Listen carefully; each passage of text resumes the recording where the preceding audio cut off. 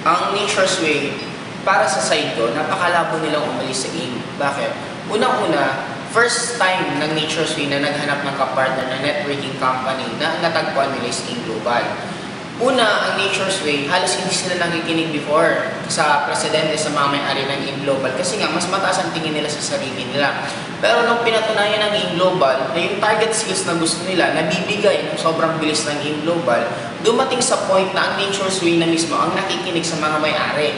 Just imagine this, paano aalis ang Nature's Way sa AIM Global kung ang C24 mismo ginawa ng Nature's Way ng Nature's Way exclusively lang para lang sa AIM Global. Ibig sabihin, ganun kalaki ang tingin sa atin, ganun tayo kalakas sa Nature's Way na kaya natin mag-demand mismo sa kanila. Just imagine, there are billion-dollar companies, big time sila sa United States. Tayo nasa Philippines, nagsisimula pa lang tayo sa networking company, pero bakit sila sumusunod sa atin?